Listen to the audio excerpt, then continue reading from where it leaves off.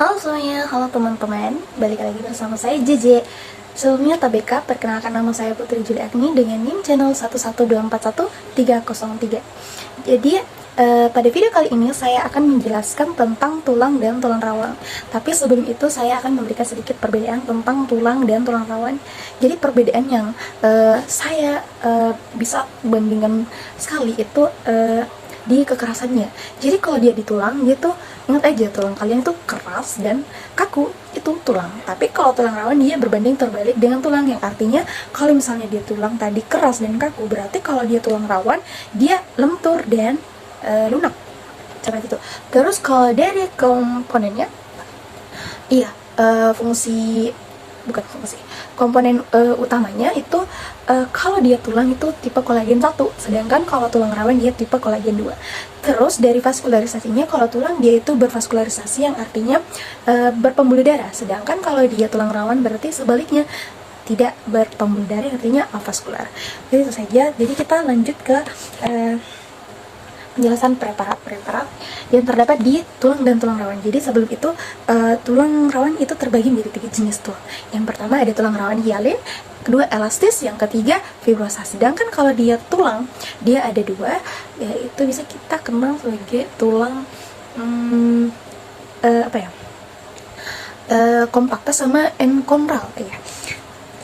Oke, jadi kita masuk pada preparat yang pertama. Ini ada, kita lihat tulang rawan hialin. Teman-teman bisa lihat di sini tulang rawan hialin, kita temukan perikondrium di luar.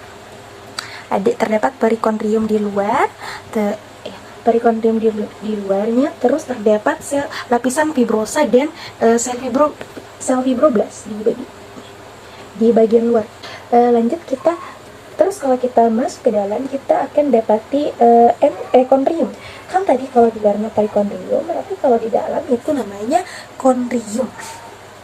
Nah, di dalam kondrium ini, semakin kita masuk ke dalam, itu kita akan mendapatkan kondrosit. Ini dia tampakan kondrosit ini dia seperti bintik-bintik hitam, dan di ini yang warna putih ini, polos ini, itu adalah lakuna. Lakuna bisa juga ini, dan dimana dia tidak memiliki kondrosit di dalamnya. Jadi kondrosit ini lakunanya yang ini, yang putih itu. Terus di tulang rawan hialin ini kita akan mendapatkan 2 matriks, yang dimana matriks teritorial dan interteritorial. Jadi bedanya matriks teritorial dan interteritorial itu kita bisa lihat seratnya. Di sini kalau dianya matriks teritorial, dia itu lebih mepet dan lebih gelap warnanya seperti ini. Di sini dia ada di sini, bagian-bagian sini, jadi dia tuh lebih mepet warnanya dan kayak agak lebih gelap seperti itu. Sedangkan interteritorial dia ini leluasa di sini, nggak ada yang nggak mepet gitu. Terus dia warnanya agak lebih terang. Terus yang kedua ada tulang rawan elastis, di mana tulang rawan elastis ini bisa kita lihat sel kondrositnya tuh lebih padat dan tidak jauh berbeda yang kita temukan pada tulang rawan hialin. Di sini ada sel kondrositnya, ada lakunanya, terus ada sel fibrosa, fibroblast, dan sel kontronik, lapisan kontrogenik. Oh iya, saya lupa jelaskan kalau di sini setelah perikondrium itu, ketika memasuki ke dalamnya itu kita akan bertemu dengan sel kondrosit. Kita akan mendapati lapisan kontrogenik, lapisan kontrogenik, di mana di lapisan kontrogenik dia sudah berdiferensiasi. Terus sama seperti tulang elastis, bedanya di tulang rawan elastis, kita tidak menemukan matriks. Ada matriks, tapi kita tidak bisa menentukan matriks teritorial dan interteritorial karena terlalu padat dan agak susah kita temukan seperti itu. Jadi sediaannya ya, kalau tulang rawan hialin dia itu di trakea, kalau di elastis dia di epiglotis, dan pewarnanya hematoksilin eosin. Terus kita ke tulang rawan fibrosa. Jadi tulang rawan fibrosa ini agak beda, nggak terlalu beda, tapi di sini yang berbeda itu kalau tulang rawan fibrosa itu ada serat kolagennya. Ini ada serat kolagennya. Terus di sini juga tidak ada perikondriumnya. Serat fibrosanya nggak ada perikondriumnya, itu yang bedanya. Oh iya, kita juga akan temukan sel isogen, di mana sel isogen ini itu ada adalah dua sel kondrosit yang menyatu atau berdekatan gitu. Next, di tulang rawan fibrosa ini kita bisa temukan di diskus intercalaris, oke? Pewarnaan hematoksinin eosin. Terus kita masuk pada tulang potongan melintang atau tulang kompakta. Di sini tulang potongan melintang kita akan menemukan sistem Havers. Ini sistem Havers di mana dia itu memiliki satu bulatan ini sih ya.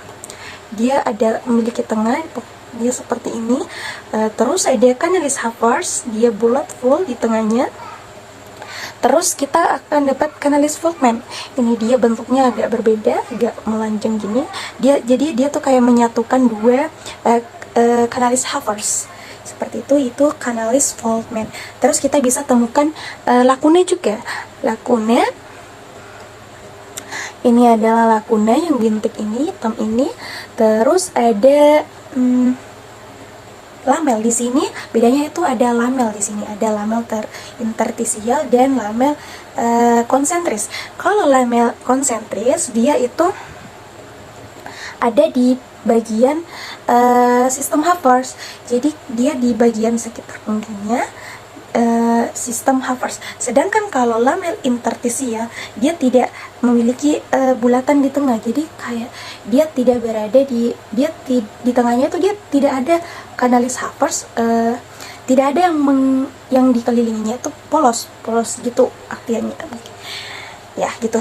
Terus next kita ke ini perbesarannya sistem Havers, ini kanalis Havers, lakuna, terus ada lamel tadi.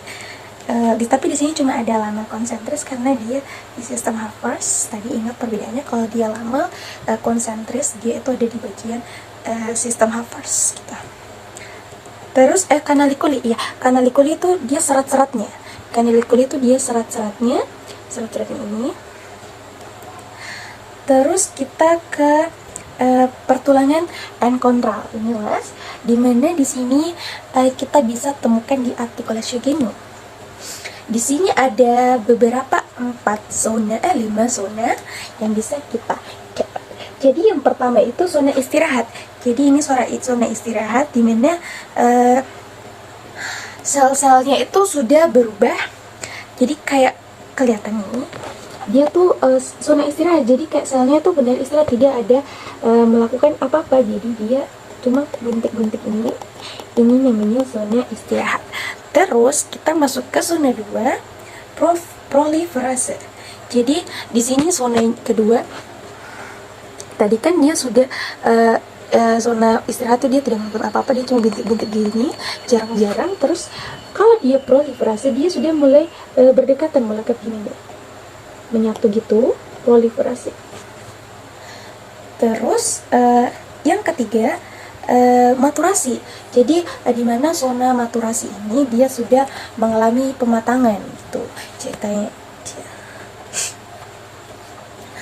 Proses maksudnya dia sudah selnya tuh sudah dewasa. Maturasi kita ambil dari kata matur, dewasa. Jadi dia sudah mengalami pematangan.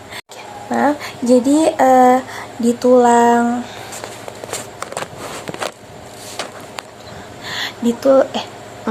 di zona kalsifikasi itu dia apa bahasanya, dia tuh sudah mengalami pertumbuhan tulang atau dia sudah mengalami apoptosi gitu. Itu zona kalsifikasi. Nah, sedangkan osifikasi dia sudah berubah ke selnya itu diubah menjadi osteoblast tadi. Jadi sudah memiliki pembuluh darah lah gitulah artiannya. Jadi kalau tadi tampakannya seperti ini, ini zona kalsifikasi, ini dia zona kalsifikasi. Kalau osifikasi dia yang ini, jadi sudah ada pembuluh darahnya seperti itu. Dia berada di artikulasi genus, sediaan artikulasi genus, bahwa ada pewarnaan hematoksinin eosin. Baik, itulah tadi penjelasan dari beberapa materi terkait tulang dan tulang rawan. Mohon maaf apabila banyak kesalahan, dan maaf juga ketika ada perkataan yang kurang menyenangkan dan